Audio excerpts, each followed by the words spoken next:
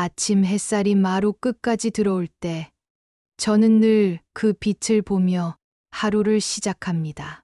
73년을 살아오면서 익숙해진 것들이 참 많지만 이 아침 햇살만큼은 매번 새롭게 느껴지더군요.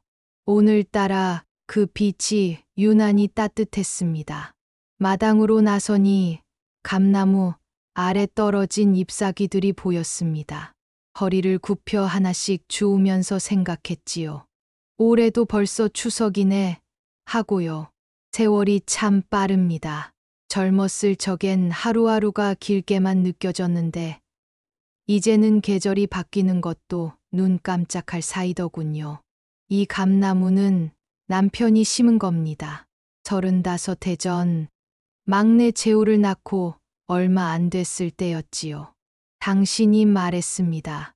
여보, 이 나무가 크면 우리 손주들이 이 감 따먹을 거요 하고요. 그때만 해도 우리는 젊었고 앞날이 환했습니다. 지금 그 나무는 제 키보다 훨씬 높이 자랐고 매년 가을이면 주황빛 감들로 가득 차지요. 하지만 그 감을 따먹을 손주들은 단 한 번도 이 마당에 온 적이 없습니다. 도시에서 태어나고 자란 아이들은 할머니 집 감나무보다 마트에서 파는 샤인머스켓이 더 좋다고 하더군요. 마당을 쓸고 나니 벌써 9시가 넘었습니다. 부엌으로 들어가 라디오를 켰습니다. 남편이 쓰던 낡은 라디오입니다. 당신이 떠난 지 5년이 됐지만 전 아직도 이걸 켜놓고 있어야 집이 덜 적막하더군요. 김용임 씨의 목소리가 흘러나왔습니다. 설거지를 하면서 벽에 걸린 가족 사진을 봤습니다. 20년도 더 된 사진이지요. 도윤이가 서울로 발령받던 해에 찍은 겁니다. 온 가족이 한복을 입고 찍었던 사진. 그때 도윤이는 30이었고 미정이는 27, 재우는 22이었습니다. 모두 앞날이 밝아 보였지요. 사진 속 제 얼굴은 지금보다 훨씬 젊었습니다. 주름도 적었고 눈빛도 생기가 있었지요. 하지만 지금 거울을 보면 낯선 할머니가 서 있습니다. 언제 이렇게 늙었나 싶더군요. 아이들 키우고 남편 뒷바라지하고 농사 짓고 살다 보니 어느새 70을 넘긴 노인이 돼 있었습니다. 마루에 앉아 무릎을 주물렀습니다. 요즘 들어 관절이 많이 안 좋아졌습니다. 비가 오려면 미리 알 수 있을 정도지요. 병원에 가야 하나 생각도 해봤지만 혼자 버스 타고 읍내까지 나가는 게 쉽지 않더군요. 도윤이에게 한 번 말해볼까 했다가 그만뒀습니다. 괜히 걱정만 끼치는 것 같아서요. 점심때가 되니 배가 고팠지만 밥 짓기가 귀찮았습니다. 혼자 먹을 밥을 지으면 늘 남더군요. 그래서 요즘은 죽을 자주 끓입니다. 쌀 한 줌에 물 넉넉히 넣고 보글보글 끓이면 한 끼가 되지요. 죽을 먹으면서 또 생각했습니다. 추석이 이제 사흘 남았네.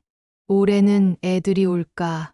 매년 이맘때면 이런 기대를 하게 되더군요. 알면서도 기대하게 됩니다. 어머니란 게 참 그렇습니다.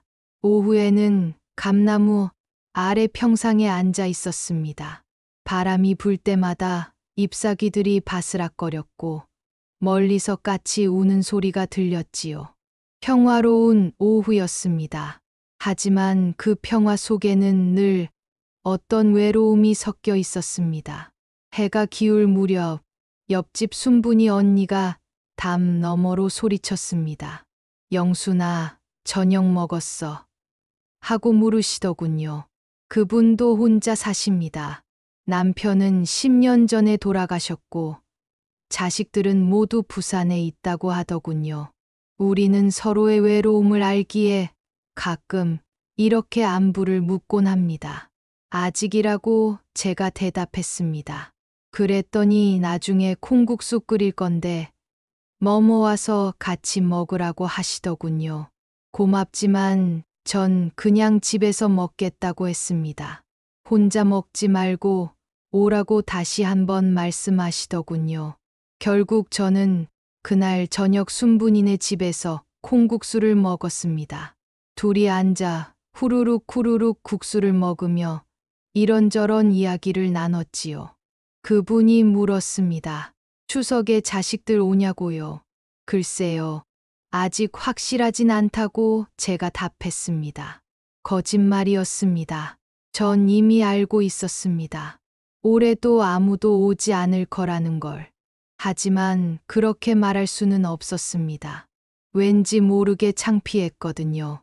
추석 나흘 전 첫 번째 전화가 왔습니다. 도윤이었지요. 큰아들 도윤이는 서울 서초구에서 보험지점장을 하고 있습니다. 얼마나 잘 나가는지는 모르겠지만 늘 바쁘다고 합니다. 여보세요, 엄마. 하고 아들이 말했습니다. 아, 도윤아, 잘 지내니?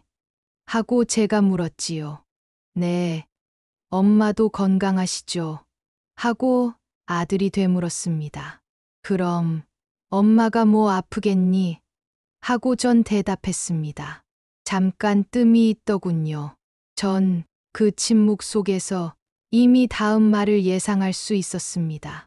오랜 세월 자식을 키우다 보면 알게 되더군요. 말하기 전에 그 미묘한 침묵을요. 엄마, 그게 추석 말인데요. 하고 아들이 말을 꺼냈습니다. 역시나였습니다. 추석에 손님이 진짜 많다고 하더군요. 명절 특수라고 이때 실적 올려놔야 내년 목표치를 맞출 수 있다면서요. 그래서 이번엔 못 내려갈 것 같다고 했습니다. 그렇구나, 괜찮다. 내 일이 중요하지. 하고 전 말했습니다. 죄송해요, 엄마. 다음에 시간 내서 꼭 갈게요. 하고 아들이 말했습니다. 다음에라는 말, 그 말이 얼마나 텅 빈 약속인지 전 이제 압니다. 다음에는 또 다른 이유가 생기지요. 늘 그래왔으니까요. 그래, 알았다. 몸 조심하고. 하고 전 말했습니다. 네, 엄마도 건강하세요. 돈 필요하시면 말씀하시고요. 하더군요. 돈은 있다. 걱정 마라. 하고 전 대답했습니다. 전화를 끊고 한참을 멍하니 앉아 있었습니다. 가슴 한편이 시렸지만 이제는 익숙한 아픔이었습니다. 첫 번째가 이렇게 시작되면 나머지도 비슷하다는 걸 알고 있었거든요. 다음 날 오후 미정이에게서 연락이 왔습니다. 둘째 딸 미정이는 대전에서 중학교 교사를 하고 있습니다. 남편은 공무원이고 아이가 둘 있지요. 초등학교 4학년과 2학년입니다. 엄마, 나야. 하고 딸이 말했습니다. 미정아, 잘 지내니? 하고 제가 물었지요. 응. 근데 엄마 미안한 말씀 드려야 할 것 같아서. 하더군요. 또 그 말투였습니다. 미안하다는 말로 시작하는 전화. 전 속으로 한숨을 쉬었습니다. 이번 추석에 제주도 가기로 했다고 하더군요. 남편이 휴가를 그때밖에 못 내서라면서요. 애들도 비행기 타는 거 처음이라 너무 좋아한다고 했습니다. 그래, 좋겠다. 애들이 좋아하겠네. 하고 전 말했습니다. 미안해, 엄마. 다음에 꼭 갈게. 다음에. 하더군요. 또 다음에라는 말이었습니다. 그래, 조심히 다녀와라. 애들 사진 찍어서 보내주고. 하고 전 말했습니다. 응, 그럴게. 엄마 건강하시고. 하고 딸이 말했습니다. 전화를 끊고 나니 마음 한구석이 무너져 내렸습니다. 하지만 전 아무렇지 않은 척 부엌으로 가서 물을 마셨습니다. 목이 타더군요. 그날 저녁 막내 재우에게서도 연락이 왔습니다. 재우는 부산 해운대에서 작은 카페를 운영하고 있습니다. 여자친구와 함께 시작한 사업이라고 하더군요. 결혼은 아직 안 했다고 합니다. 엄마, 저예요. 하고 막내가 말했습니다. 오, 재우야. 잘 지내니? 하고 제가 물었지요. 네. 그런데요, 엄마. 하고 아들이 말을 꺼냈습니다. 전 이미 알고 있었습니다. 재우도 못 오겠다고 할 거란 걸요. 추석 연휴가 대목이라고 하더군요. 관광객들이 엄청 많이 온다면서요. 그래서 이번엔 가게 문 닫기가 힘들 것 같다고 했습니다. 미안하다고 했습니다. 그래, 내일이 중요하지. 장사 잘 되는 게 중요한 거야. 하고 전 말했습니다. 다음에 시간 내서 여자친구랑 같이 갈게요. 엄마가 좋아하실 만한 사람이에요. 하더군요.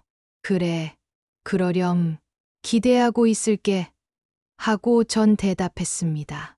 전화를 끊고 나니 집이 너무 조용했습니다. 라디오도 꺼져 있었고 바람 소리도 들리지 않았지요. 그저 벽시계의 똑딱거리는 소리만 들렸습니다. 그날 밤, 전 잠을 이루지 못했습니다. 천장을 보며 생각했지요. 세 자식을 모두 낳고, 키우고, 공부시키고, 결혼시키고, 그 긴 세월 동안 전 무엇을 위해 살았을까? 새벽 2시쯤 됐을 때, 전 일어나 마루로 나갔습니다. 달이 밝았습니다. 감나무 그림자가 마당에 길게 드리워져 있었지요. 그 그림자를 보며 남편 생각이 났습니다. 당신이 살아 계셨다면 뭐라고 했을까요? 아마 이렇게 말했겠지요. 자식들도 이제 다 컸소. 각자 살 길이 있는 거요. 우리도 우리 인생 사는 거지 뭐 하고요. 당신은 늘 그렇게 담담했습니다. 하지만 전 당신만큼 담담하지 못합니다. 아직도 자식들이 오기를 기다리는 어리석은 노인일 뿐이지요. 추석 이틀 전부터 전 명절 준비를 시작했습니다. 아무도 오지 않는다는 걸 알면서도요. 습관이란 게 무섭더군요. 몸이 먼저 움직입니다. 읍내 시장에 나가 장을 봤습니다. 버스를 타고 30분을 가야 하는 먼 길이지만 명절 전에는 꼭 한 번씩 갔습니다. 송편 빚을 쌀가루, 차례상에 올릴 나물들, 멸치, 깨, 대추, 밤. 장바구니가 무거웠습니다. 시장 아주머니가 물었습니다. 어머니, 자식들 다 온대요. 하고요. 네, 다 온답니다. 하고 전 거짓말을 했습니다. 그럼 그렇지, 명절인데 당연히 와야지. 하고 아주머니가 웃으며 말했습니다. 전 어색하게 웃으며 고개를 끄덕였습니다. 버스에서 내려 집까지 걸어오는 길이 유난히 멀게 느껴졌습니다. 무거운 장바구니를 들고 오르막길을 오르니 숨이 찼습니다. 쉬엄쉬엄 걸어왔지요. 예전엔 이 정도는 아무것도 아니었는데 나이가 드니 모든 게 힘들어지더군요. 집에 도착해서 장본 것들을 풀어놓고 한참을 쉬었습니다. 그러다 문득 생각했습니다. 나는 도대체 누구를 위해 이걸 하고 있는 걸까? 하고요. 하지만 곧 그 생각을 지웠습니다. 생각하면 슬퍼질 것 같았거든요. 다음 날 아침 일찍 일어나 송편을 빚기 시작했습니다. 반죽을 치대고 소를 넣고 동그랗게 빚는 일. 젊었을 때는 100개도 거뜬히 빚었는데 이제는 50개만 빚어도 손이 아팠습니다. 송편을 찌는 동안 멸치를 볶았습니다.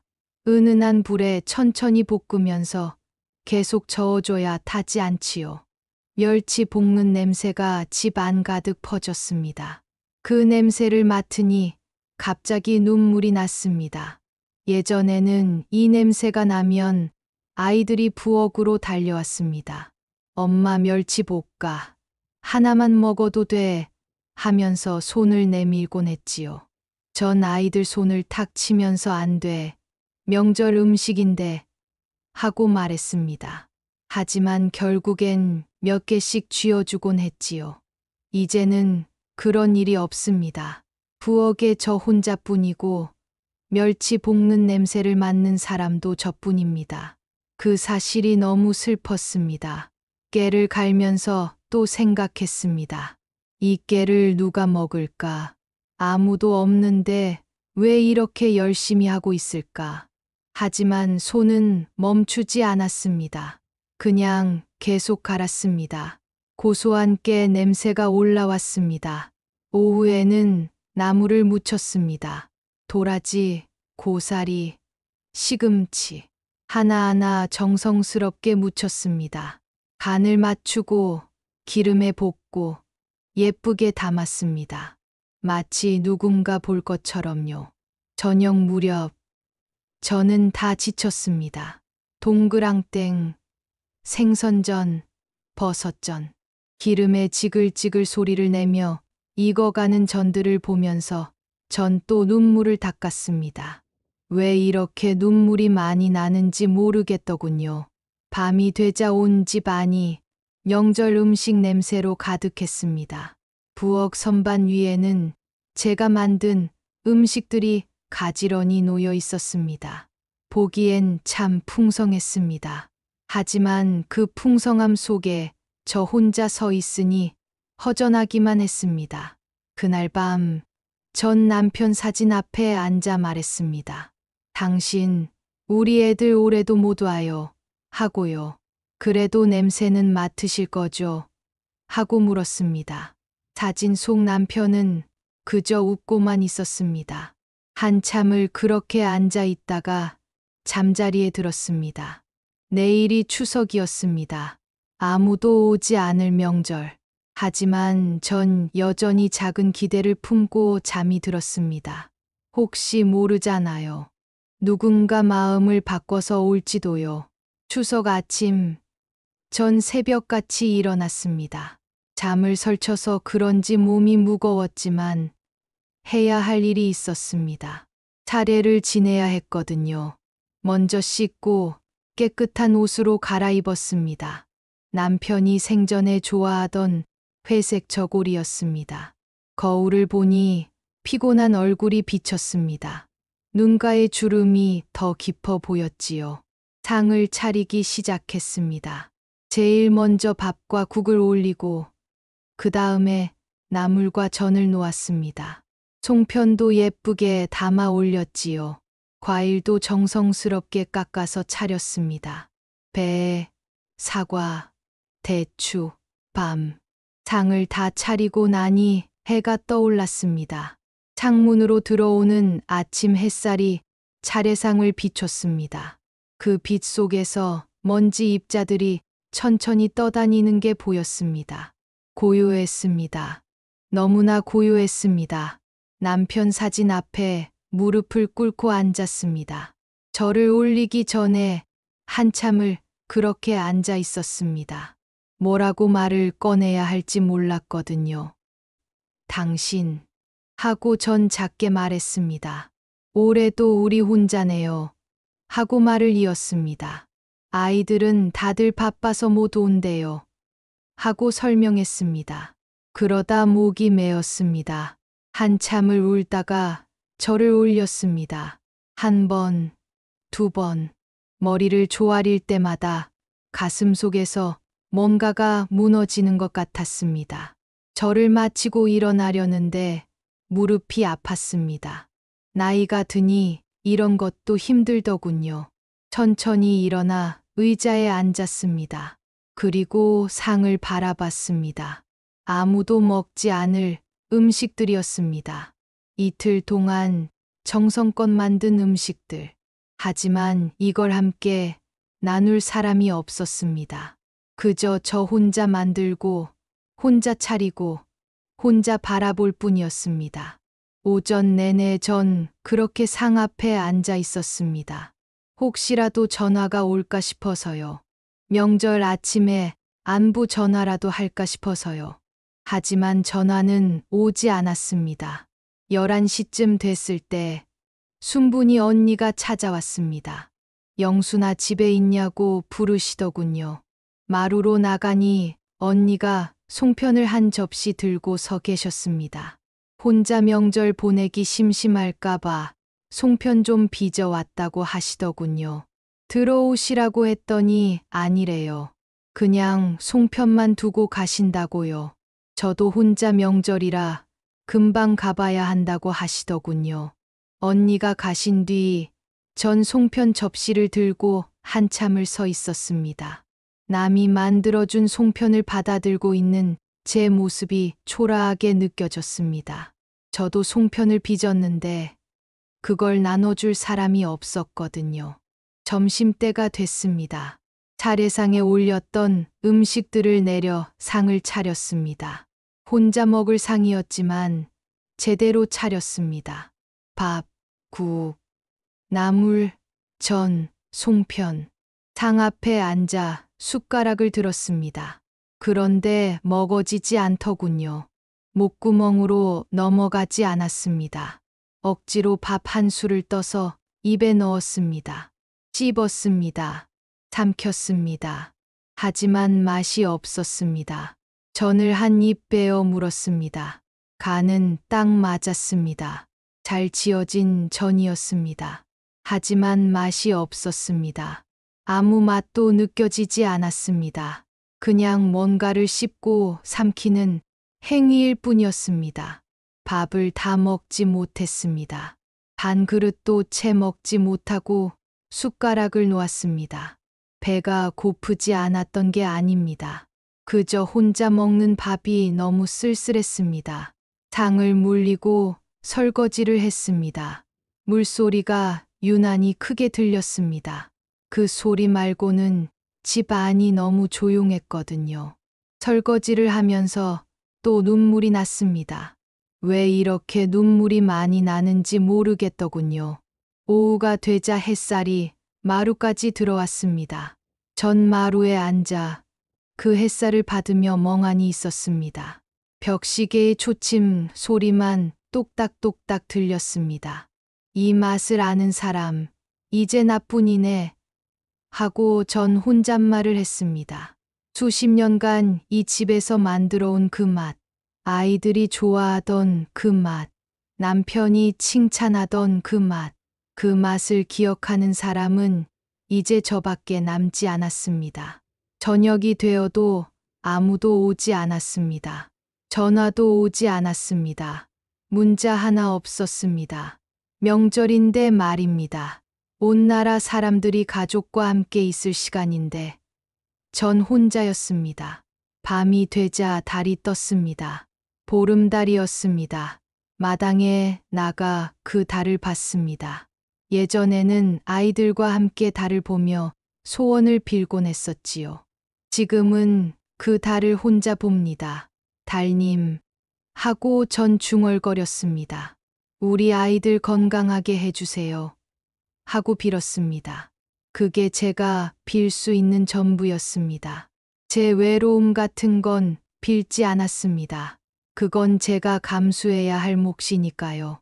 그날 밤 잠이 오지 않아 핸드폰을 켰습니다. 아이들이 가르쳐준 대로 어플을 눌러 들어갔습니다. 뭐라고 했더라? 인스타그램이라고 했나요? 아이들의 일상을 볼 수 있는 곳이라고 해서 가끔 들어가 보곤 합니다. 도윤이의 사진이 제일 먼저 보였습니다. 골프장에서 찍은 사진이었습니다. 골프채를 들고 웃고 있는 아들의 모습. 옆에는 회사 사람들로 보이는 이들이 함께 있었습니다. 사진 아래 글을 읽었습니다. 추석 연휴 라운딩, 날씨 최고 하고 적혀 있더군요.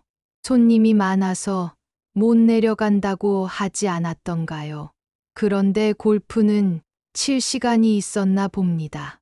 전 한참을 그 사진을 보다가 화면을 내렸습니다. 미정이의 사진도 있었습니다. 제주도 호텔 수영장에서 찍은 가족 사진이었습니다. 남편과 두 아이가 함께 물놀이를 하는 모습.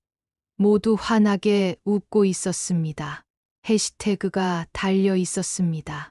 가족 여행, 제주도, 힐링, 행복, 그리고 가족과 함께. 가족과 함께라는 말이 가슴에 박혔습니다. 그래요. 가족과 함께 있긴 하지요. 하지만 그 가족 속에 저는 없었습니다. 딸에게 저는 가족이 아닌가 봅니다. 재우의 사진도 올라와 있었습니다. 여자친구와 함께 찍은 사진이었습니다. 해운대 바닷가를 배경으로 둘이 껴안고 찍은 셀카였지요. 아들의 얼굴은 행복해 보였습니다. 밑에 댓글들이 달려 있었습니다. 잘 어울린다. 결혼은 언제 하냐. 행복해 보인다. 가게 문을 닫을 수 없다고 하지 않았던가요? 그런데 바닷가에 나갈 시간은 있었나 봅니다. 아니, 어쩌면 가게 근처니까 잠깐 나간 것일 수도 있겠지요. 전 스스로에게 변명을 해줬습니다. 하지만 마음 한편이 무너져 내렸습니다. 아이들은 모두 행복해 보였습니다. 각자의 삶을 즐기고 있었습니다. 그 삶 속에 저는 없었습니다. 저는 그저 가끔 전화로 안부를 묻는 사람, 명절에 못 간다고 미안하다는 말을 듣는 사람일 뿐이었습니다. 핸드폰을 내려놓고 천장을 봤습니다. 어둠 속에서 여러 생각이 스쳐 지나갔습니다. 제가 뭘 잘못한 걸까요? 아이들을 키우면서 부족한 게 있었을까요? 더 잘해줬어야 했을까요? 아니, 잘못이 어디 있겠습니까? 그저 세상이 변한 것 뿐이지요. 예전에는 명절이면 당연히 부모님 계신 곳으로 갔습니다. 하지만 이제는 명절도 각자의 시간인가 봅니다. 가족보다 자기 삶이 우선인 시대니까요. 그렇게 이해하려 해도 마음이 아팠습니다. 가슴 한편이 무너져 내리는 것 같았습니다. 눈물이 흘러내렸습니다. 소리내어 울고 싶었지만 참았습니다. 혼자 사는 집에서 우는 소리가 너무 슬프게 들릴 것 같았거든요. 그날 밤, 전 새벽까지 잠을 이루지 못했습니다. 핸드폰을 들었다 놓았다를 반복했습니다. 아이들에게 전화를 걸까 생각도 해봤습니다. 하지만 뭐라고 말할까요? 엄마 외롭다고, 엄마도 가족이라고, 그렇게 말할까요? 그럴 수 없었습니다. 부모라는 건 그런 거니까요. 아이들에게 짐이 되고 싶지 않은 게 부모의 마음이니까요. 그래서 전 그냥 참았습니다. 외로움을 삼켰습니다. 눈물을 닦았습니다. 새벽 4시쯤 됐을 때 겨우 잠이 들었습니다. 꿈을 꿨습니다. 아이들이 어렸을 때의 꿈이었습니다. 마당에서 뛰어노는 아이들, 엄마 엄마 하고 부르는 목소리, 옷자락을 잡고 매달리는 작은 손들. 그 꿈 속에서 전 행복했습니다. 하지만 아침에 눈을 떴을 때 현실이 돌아왔습니다. 텅 빈 집, 고요함, 그리고 저 혼자뿐인 현실이요. 추석이 지나고 며칠 후, 전 오랜만에 장롱을 정리했습니다. 계절이 바뀌니 옷을 갈아 넣어야 했거든요. 여름 옷을 빼고 가을 옷을 꺼내는 일이었습니다. 장롱 깊숙한 곳에서 낡은 나무 상자를 발견했습니다. 남편의 유품을 넣어둔 상자였습니다. 5년 전 당신이 돌아가신 후 정리하면서 소중한 것들을 이 상자에 담아뒀었지요. 상자를 꺼내 마루에 앉아 열었습니다. 먼지가 풀풀 날렸습니다. 안에는 남편의 시계, 안경, 낡은 지갑, 그리고 몇 통의 편지가 들어 있었습니다. 편지를 꺼내 봤습니다. 봉투가 누렇게 발에 있었습니다. 당신의 글씨로 제 이름이 적혀 있었지요. 영순에게 라고요. 이 편지를 본 기억이 없었습니다. 처음 보는 것 같았습니다. 손이 떨렸습니다. 봉투를 뜯는 손이 떨려서 한참이 걸렸습니다. 안에서 편지지 2장이 나왔습니다. 낡고 바랜 편지지. 거기에 남편의 글씨가 적혀 있었습니다. 영순에게 하고 편지는 시작되었습니다. 전 그 글씨를 보는 것만으로 눈물이 났습니다. 당신의 글씨. 5년 만에 보는 그 글씨. 편지를 읽기 시작했습니다. 천천히 한 글자 한 글자 읽었습니다. 영순에게 이 편지를 읽고 있다면 나는 아마 당신 곁에 없겠지요. 미안하오. 먼저 가게 되어 미안하오. 당신을 혼자 두고 가게 되어 정말 미안하오. 우리 50년을 함께 살았소. 그 긴 세월 동안 당신은 늘 나를 먼저 챙겼소. 아프면 밤새 간호하고, 배고프면 먼저 밥을 주고, 추우면 이불을 더 덮어주고, 당신은 늘 남을 먼저 생각하는 사람이었소. 아이들에게도 그랬소. 당신은 늘 자식들을 먼저 챙겼소. 당신 것은 없어도 아이들 것은 꼭 챙겼소. 당신은 안 먹어도 아이들은 배불리 먹였소. 그게 엄마의 마음이라고, 그게 당연한 거라고 당신은 말했소. 하지만 이제는 당신 자신을 챙기시오. 이제는 당신을 위해 사시오. 아이들은 다 컸소. 각자의 삶이 있소. 그들의 삶을 살게 두시오. 그리고 당신은 당신의 삶을 사시오. 외롭겠지요. 나도 알고 있소. 혼자 사는 게 얼마나 외로운지. 하지만 외로움에 지지 마시오. 당신은 강한 사람이요. 평생 강하게 살아온 사람이요. 아이들이 안 오더라도 괜찮소. 그들도 자기 삶이 바쁜 거요. 서운해하지 마시오. 대신 당신 주변을 보시오. 당신 곁에는 이웃이 있소. 친구가 있소. 그들과 함께 사시오. 그리고 이 집을 지키시오. 이 집이 당신을 지켜줄 거요. 마당의 감나무도 당신과 함께 있을 거요. 그것들이 당신의 친구가 되어줄 거요. 사랑하오. 영순, 평생 사랑했소. 다음 생에 또 만나면 그때는 내가 당신을 더 잘 챙길 거요. 약속하오. 당신의 남편, 한상길. 편지를 다 읽고 나니 눈물이 멈추지 않았습니다. 소리내어 울었습니다. 이제는 누가 들어도 상관없었습니다. 그냥 울고 싶었습니다. 당신, 하고 전 중얼거렸습니다. 그게 이렇게 어려운 줄 몰랐어요. 하고 말했습니다. 나 자신을 챙기는 게 이렇게 어려운 줄 몰랐어요. 하고 울먹였습니다. 평생을 남을 위해 살았습니다. 남편을 위해, 아이들을 위해, 가족을 위해. 제 자신은 늘 뒷전이었습니다. 그게 당연한 줄 알았습니다. 그게 엄마의 삶인 줄 알았습니다. 하지만 이제 뭐가 남았을까요? 아이들은 떠났고, 남편은 세상을 떠났고, 저만 남았습니다. 평생을 남을 위해 살았는데, 정작 제 삶은 무엇이었을까요? 편지를 가슴에 안고 한참을 울었습니다.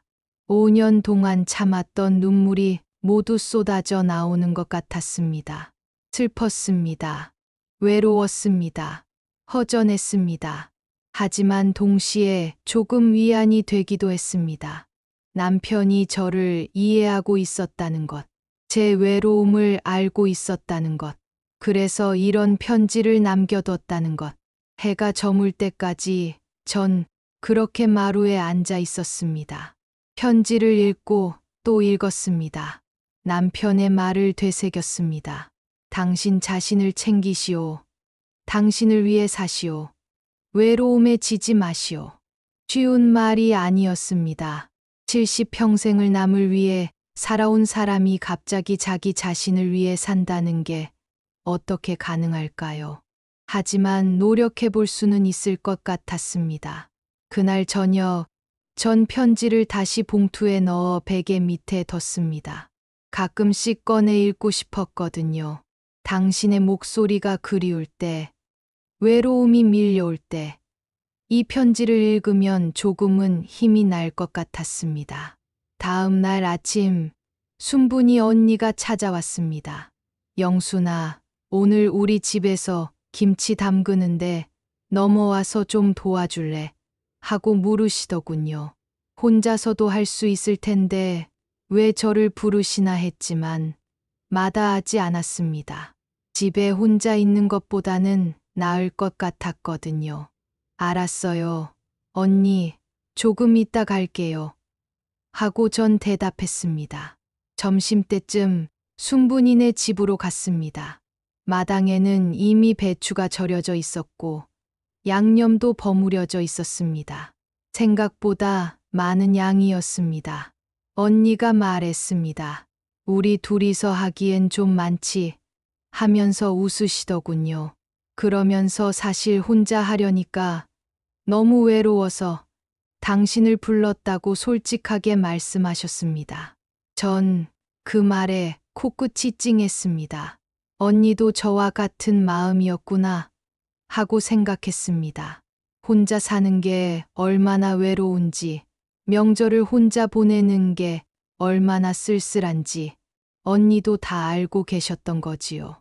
우리는 함께 배추를 씻고 양념을 바르고 항아리에 담았습니다. 일을 하면서 이런저런 이야기를 나눴습니다. 젊었을 때 이야기, 자식 키우던 이야기, 남편 이야기. 언니가 물었습니다. 추석에 자식들 왔어. 하고요. 전 잠깐 망설이다가 솔직하게 말했습니다. 아니요. 아무도 안 왔어요. 하고요. 나도 그래. 하고 언니가 말했습니다. 우리 애들도 안 왔어. 다들 바쁘다고 하더라고. 그러면서 허허 웃으시더군요. 쓸쓸한 웃음이었습니다. 우리 같은 나이엔 말이야. 하고 언니가 말을 이었습니다. 누가 오든 안 오든 밥은 해야 하고, 빨래는 해야 하고, 살아가야 하는 거야. 그게 우리 인생이지 뭐. 그렇게 담담하게 말씀하시더군요.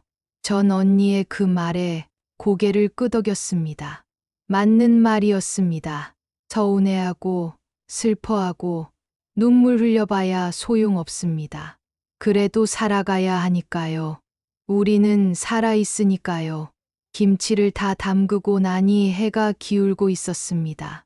언니가 저녁 먹고 가라고 하셨습니다. 김치찌개 끓일 테니까 하면서요. 전 사양하지 않았습니다. 오늘은 함께 있고 싶었거든요.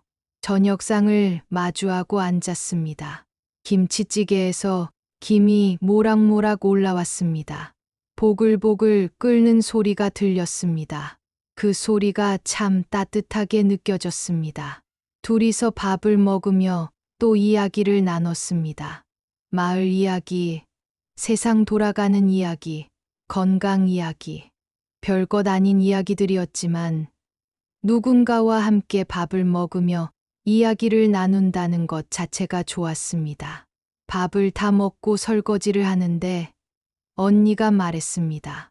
영순아, 우리 자주 이렇게 만나자 하고요.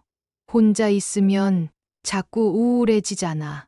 그러니까 우리 둘이라도 자주 만나서 밥도 같이 먹고 이야기도 하고 그러자고 하시더군요. 좋아요, 언니, 하고 전 대답했습니다. 그리고 고맙다고 말했습니다. 언니가 물었습니다. 뭐가 고마워? 하고요. 전 대답했습니다. 그냥 다요. 하고요. 집으로 돌아오는 길에 하늘을 봤습니다. 별이 많이 떠 있었습니다. 가을 밤하늘은 늘 별이 많지요. 그 별들을 보며 생각했습니다. 혼자가 아니구나 하고요. 옆집에 언니가 있고 마을에 이웃들이 있고 그들도 저처럼 혼자 살며 외로움을 견디고 있구나 하고요. 그날 밤 전 오랜만에 편안하게 잠들었습니다. 여전히 혼자였지만 덜 외로웠습니다. 누군가와 함께 밥을 먹고 이야기를 나눴다는 것만으로도 마음이 한결 가벼워졌습니다. 꿈을 꿨습니다. 남편이 나왔습니다. 당신이 웃으며 말했습니다. 잘하고 있소. 영순. 하고요.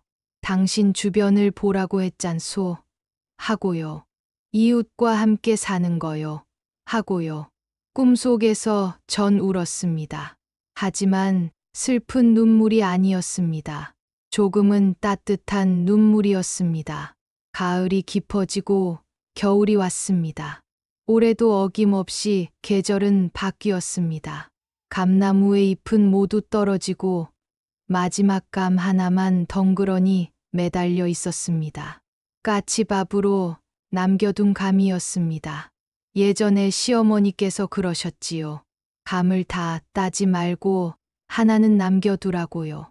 그게 까치밥이라고, 자연의 이치라고 말씀하셨습니다. 그래서 전 매년 감 하나를 나무에 남겨둡니다. 어느 날 아침 첫눈이 내렸습니다. 창문을 열고 보니 온 세상이 하얗게 변해 있었습니다. 마당도 지붕도 감나무도 모두 눈에 덮여 있었지요. 고요한 아침이었습니다. 마당으로 나가 눈을 밟아봤습니다. 뽀드득 소리가 났습니다. 그 소리를 들으니 어렸을 적 생각이 났습니다. 눈 오는 날이면 동네 아이들과 함께 뛰어놀던 기억. 참 오래전 일이지요. 첫눈이 내리는 날이면 늘 아이들에게 전화를 했었습니다. 첫눈 왔다. 보고 있니? 하고 물으면 아이들은 내 보고 있어요. 예쁘죠? 하고 대답하곤 했지요. 하지만 이제는 그런 전화도 하지 않습니다. 괜히 부담만 줄 것 같아서요. 오후쯤 됐을 때 갑자기 도윤이에게서 전화가 왔습니다. 웬일인가 싶었습니다. 명절도 아닌데 아들에게서 전화가 오다니요. 여보세요, 엄마. 하고 아들이 말했습니다. 도윤아, 무슨 일이니? 하고 전 물었습니다. 아들은 잠깐 망설이더니 말했습니다. 엄마, 요양원 알아봤다고요. 집에 혼자 계시기 위험하다면서요. 겨울에 넘어지시기라도 하면 큰일이라고, 요양원에 가시는 게 좋을 것 같다고 말했습니다. 전 한동안 말이 나오지 않았습니다. 요양원, 그 말이 가슴에 박혔습니다. 아들은 제 걱정을 하는 거겠지요. 혼자 사는 늙은 어머니가 걱정돼서 그러는 거겠지요. 하지만 그 말이 너무 아팠습니다. 엄마는 괜찮다.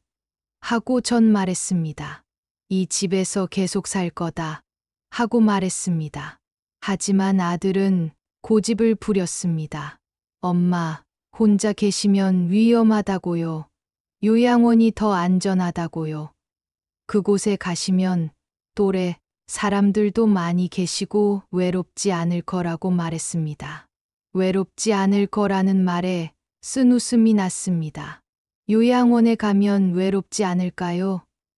아이들이 찾아오지 않는 건 마찬가지일 텐데요. 아니, 어쩌면 더 외로울지도 모릅니다. 낯선 곳에서 낯선 사람들과 함께 지내는 게 덜 외로울 리 없지요. 도윤아, 하고 전 말했습니다. 엄마는 이 집이 좋다. 이 집이 나를 지켜줬단다. 하고 말했습니다. 당신 아버지와 함께 산 집이고, 너희들을 키운 집이고, 내 인생이 담긴 집이라고, 이 집을 떠날 수 없다고 말했습니다. 아들은 한숨을 쉬더군요. 엄마, 고집 부리지 마세요. 하고 말했습니다. 하지만 전 단호하게 말했습니다. 고집이 아니라 선택이다. 엄마의 선택이다. 하고요.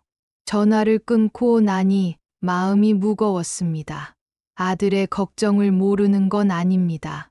70이 넘은 노인이 혼자 산다는 게 위험하다는 것도 압니다. 하지만 이 집을 떠날 수는 없습니다. 창문으로 마당을 봤습니다. 눈 덮인 감나무가 보였습니다. 마지막 감 하나가 여전히 매달려 있었습니다. 하얀 눈 속에서 그 주황빛감이 유난히 선명하게 보였습니다. 저 감나무처럼 전 여기 남을 겁니다.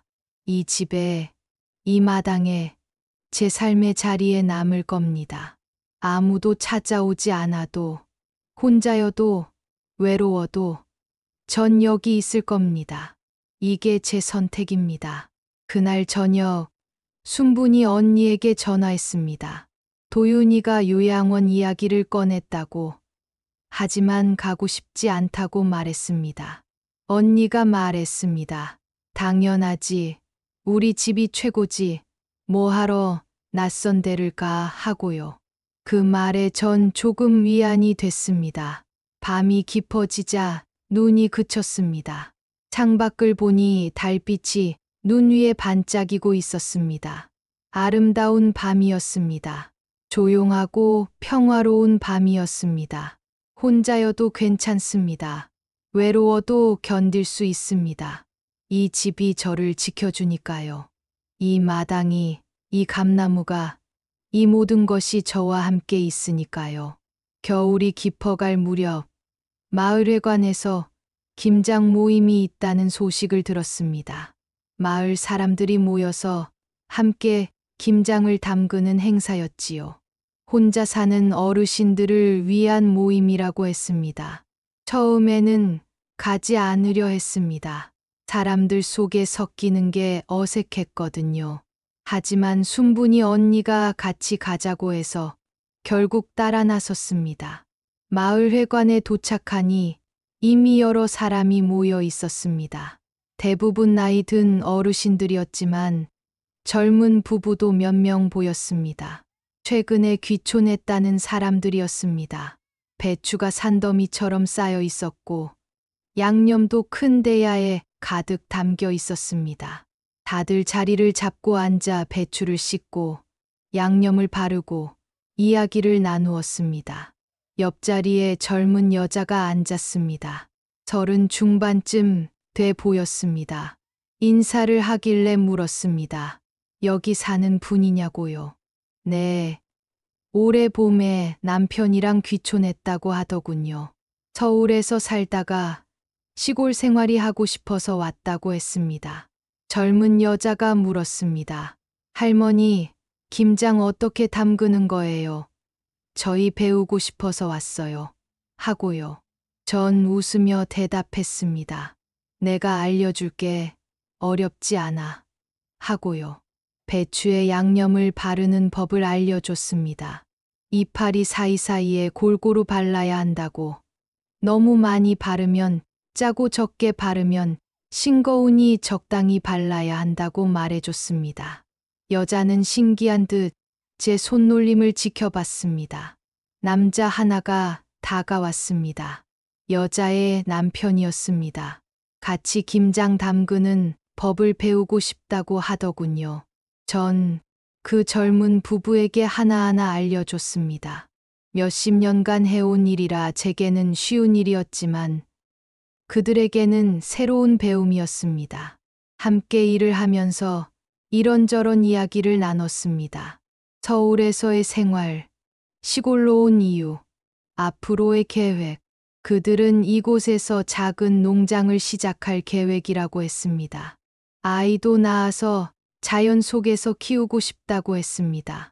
참 좋은 꿈이라고 말해줬습니다. 이 마을에서 아이가 태어난 지가 얼마나 됐는지 모르겠다고. 젊은 사람들이 와서 아이들 웃음소리가 들리면 마을이 살아날 거라고 말했습니다. 김장을 다 담그고 나니 점심때가 됐습니다. 마을 회관에서 국밥을 준비했더군요. 모두 둘러앉아 국밥을 먹으며 담소를 나눴습니다. 그 자리에서 여러 사람을 만났습니다. 혼자 사는 할머니들, 할아버지들, 젊은 부부들, 모두 각자의 사연을 가지고 살아가는 사람들이었습니다. 한 할머니가 말했습니다. 우리 나이에 뭐 있겠어. 그냥 하루하루 건강하게 사는 게 다지. 하고요. 다른 할아버지가 말했습니다. 자식들 다 잘 사니까 그걸로 족하지. 뭐 더 바라겠어. 하고요. 모두 비슷한 처지였습니다. 자식들은 도시에 있고 명절에도 오지 않고 혼자 살아가는 사람들. 하지만 다들 담담했습니다. 슬퍼하거나 원망하지 않았습니다. 그저 주어진 삶을 살아가고 있었습니다. 식사를 마치고 일어서려는데 젊은 여자가 다가왔습니다. 할머니, 저희 집에 놀러 오세요. 하고 말하더군요. 김치 담그는 것 말고도 배우고 싶은 게 많다고. 가끔 찾아뵙고 싶다고 했습니다. 전 그 말에 가슴이 따뜻해졌습니다. 누군가 저를 필요로 한다는 것, 제가 누군가에게 도움이 될 수 있다는 것, 그게 이렇게 기쁜 일인 줄 몰랐습니다. 그래, 언제든지 오너라 하고 전 말했습니다. 내가 아는 건 다 알려줄게 하고 말했습니다. 여자가 환하게 웃었습니다. 고맙습니다. 할머니 하고 말했습니다. 집으로 돌아오는 길에 생각했습니다. 가족이란 게 꼭 피로 이어진 사람들만은 아닐 수도 있겠다고요. 함께 밥을 먹고 이야기를 나누고 서로 돕고 사는 사람들. 그들도 가족이 될 수 있겠다고요. 그날 저녁, 혼자 저녁을 먹으면서도 외롭지 않았습니다. 오늘 만난 사람들 생각을 하니 마음이 따뜻했습니다. 제가 누군가에게 도움이 됐다는 생각을 하니 뿌듯했습니다. 며칠 후, 정말로 그 젊은 부부가 찾아왔습니다. 손에 직접 구운 빵을 들고 왔더군요. 서울에서 제과점을 했었다며 빵을 구워 왔다고 했습니다. 부엌으로 안내해서 된장찌개 끓이는 법을 알려줬습니다. 된장은 얼마나 넣고, 야채는 어떻게 썰고, 불 조절은 어떻게 하는지 하나하나 천천히 알려줬습니다. 젊은 부부는 열심히 보고 배웠습니다. 메모도 하고, 사진도 찍고, 질문도 많이 했습니다. 그 모습이 기특했습니다. 함께 점심을 먹으며 또 이야기를 나눴습니다. 그들은 아이가 생기면 자연식으로 키우고 싶다고 했습니다. 그래서 된장, 간장, 고추장 같은 것도 직접 담그고 싶다고 했습니다. 내년 봄에 장 담글 때 오너라 하고 전 말했습니다. 같이 담그자 하고 말했습니다. 여자가 기뻐하며 말했습니다. 정말요, 할머니, 꼭 배우고 싶어요 하고요. 그들이 돌아간 후, 전 오랜만에 기분이 좋았습니다. 누군가와 함께 밥을 해 먹고 이야기를 나누고 웃었습니다. 제 지식과 경험이 누군가에게 도움이 됐습니다. 그날 밤 남편 사진 앞에서 말했습니다. 당신, 오늘 젊은 사람들이 왔었어요. 하고요. 우리 손주뻘 되는 젊은이들이요. 하고요. 저한테 음식 만드는 법 배우고 싶다고 왔어요. 하고 말했습니다.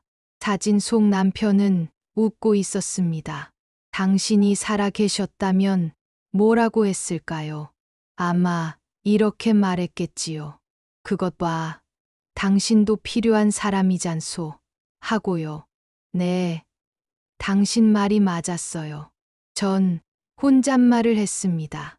가족이란 피보다 따뜻한 마음이네요. 하고요. 겨울이 지나고 봄이 왔습니다. 또 한 해가 시작되었습니다. 세월은 이렇게 흘러가는 거지요. 슬프든 기쁘든 외롭든 시간은 멈추지 않고 흘러갑니다. 어느 날 아침 마당으로 나가니 감나무에 새순이 돋아나고 있었습니다. 연두빛 어린 잎들이 가지마다 고개를 내밀고 있었습니다. 겨울 내내 앙상했던 나무가 다시 살아나고 있었습니다. 그 모습을 보니 문득 깨달았습니다. 저도 저 나무처럼 다시 살아나고 있다는 것을요. 외로움에 죽을 것 같던 겨울을 견뎌내고 이제 새로운 봄을 맞이하고 있다는 것을요. 평상을 꺼내 감나무 아래 놓았습니다. 그리고 그 위에 앉아 하늘을 봤습니다. 파란 하늘에 하얀 구름이 천천히 흘러가고 있었습니다. 바람이 불었습니다. 따뜻한 봄바람이었습니다. 지난 1년을 돌아봤습니다. 추석에 혼자 명절을 보냈던 것, 아이들의 SNS를 보며 울었던 것, 남편의 편지를 읽으며 깨달았던 것, 순분히 언니와 함께 밥을 먹었던 것, 젊은 부부를 만났던 것. 많은 일이 있었습니다. 슬픈 일도 있었고 따뜻한 일도 있었습니다. 하지만 그 모든 일을 통해 전 조금 성장했습니다. 아니, 변화했다고 해야 할까요? 예전에 저는 자식들이 오기만 기다렸습니다. 명절이면 문 앞에 서서 차가 오는지 기다렸습니다. 전화를 기다렸습니다. 사랑을 기다렸습니다. 제 삶은 기다림의 연속이었습니다. 하지만 이제는 압니다. 기다림이 사랑의 전부는 아니라는 것을요. 사랑은 주는 것이었습니다. 돌려받기 위해 주는 게 아니라 그냥 주는 것이었습니다. 아이들을 키우며 쏟은 그 모든 사랑은 대가를 바라고 준 게 아니었습니다. 그걸 이제야 깨달았습니다. 70이 넘어서야 깨달았습니다. 늦었지만 깨달은 것만으로도 다행이라고 생각합니다. 남편 사진을 마당으로 가져왔습니다. 형상 옆에 놓고 말을 걸었습니다. 당신, 하고요. 이제야 알겠어요. 하고요. 당신이 편지에서 하고 싶었던 말을요. 나 자신을 위해 살라는 것, 외로움에 지지 말라는 것, 주변을 보라는 것. 그 말의 의미를 이제야 알겠어요. 하고 말했습니다.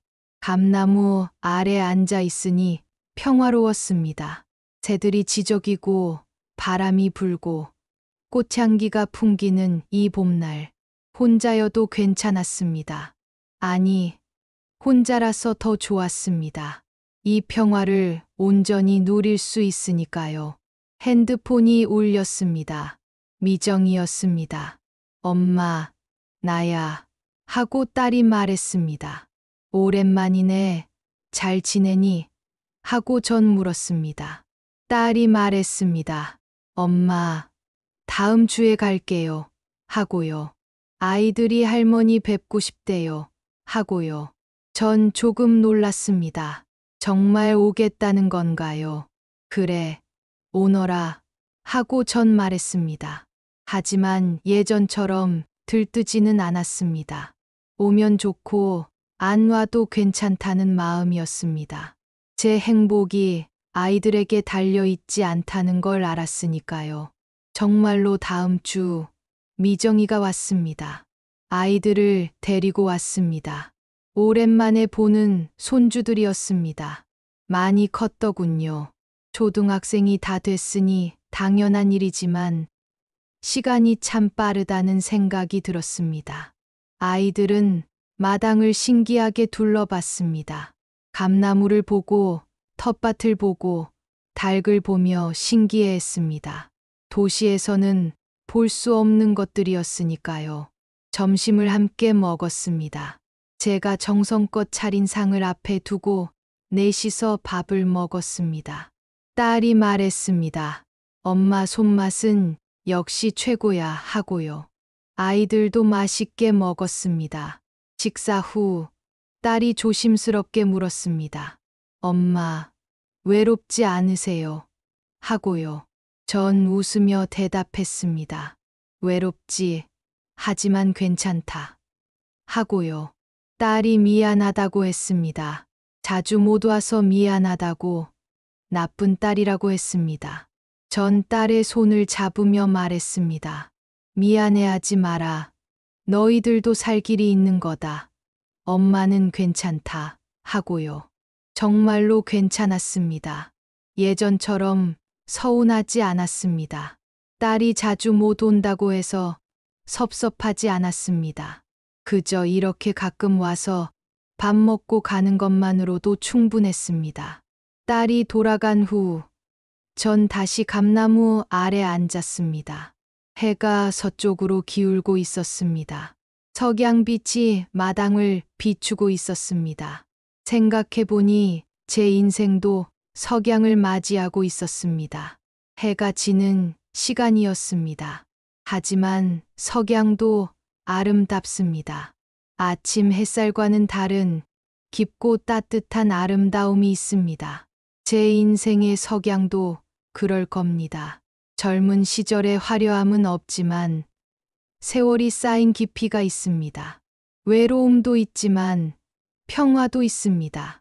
슬픔도 있지만 지혜도 있습니다. 감꽃이 떨어지기 시작했습니다. 하얀 꽃잎들이 봄바람에 흩날리며 마당에 쌓였습니다. 그 모습이 참 아름다웠습니다. 꽃은 지지만 그 자리에 열매가 맺힐 겁니다. 인생도 그런 것 같습니다. 저도 이제 꽃이 지는 시기입니다. 하지만 제 인생의 열매는 이미 맺혔습니다. 제 아이를 키웠고 남편과 50년을 살았고 이 집을 지켰습니다. 그것으로 충분합니다. 이제는 남은 시간을 제 방식대로 살 겁니다.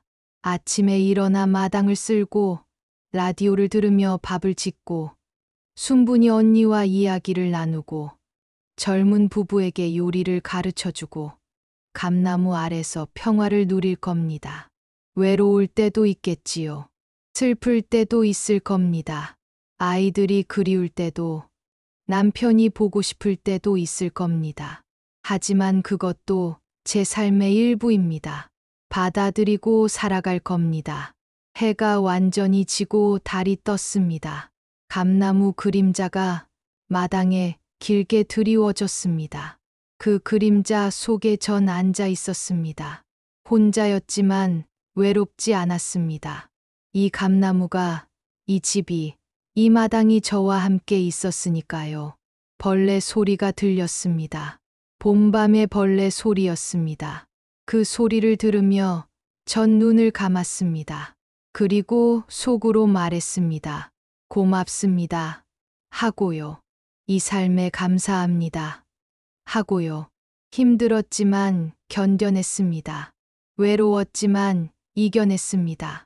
그리고 이제 조금은 평화를 찾았습니다. 이것으로 충분합니다. 감나무 아래서 전 오늘도 살아갑니다. 내일도 살아갈 것입니다. 그렇게 주어진 날들을 살아갈 것입니다. 혼자여도 외로워도 괜찮습니다. 왜냐하면 이제 알았으니까요. 기다림이 사랑의 전부가 아니라는 것을요. 사랑은 주는 것이고, 삶은 살아가는 것이고, 행복은 내 안에서 찾는 것이라는 걸요. 감꽃이 흩날립니다. 봄바람이 붑니다. 저는 이 모든 것 속에서 감나무 아래서 조용히 웃으며 살아갑니다. 이것이 73년을 살아온 김영순의 이야기입니다. 평범하지만 소중한, 외롭지만 아름다운 제 인생의 이야기입니다. 세월은 참 조용하게 흐릅니다. 누군가는 떠나고 누군가는 머물지만 남는 건 결국 내가 어떻게 살아왔느냐의 흔적뿐이더군요. 이제는 기다리지 않으려 합니다. 사랑받기 위해서가 아니라 내가 먼저 사랑할 수 있는 사람이 되기 위해서요. 오늘의 햇살도 내일의 바람도 그냥 감사히 맞이하며 살면 그뿐입니다. 혼자라도 괜찮습니다. 그게 삶이고 그게 평화니까요. 여러분도 오늘 하루 당신만의 감나무 아래를 찾아보세요. 작은 평화가 거기 있을 겁니다.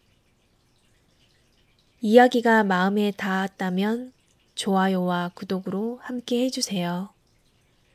당신의 작은 관심 하나가 이 이야기를 이어가는 큰 힘이 됩니다. 남은 추석 행복하게 마무리하시고 다음에 더 감동적인 이야기로 돌아올게요. 안녕히 계세요.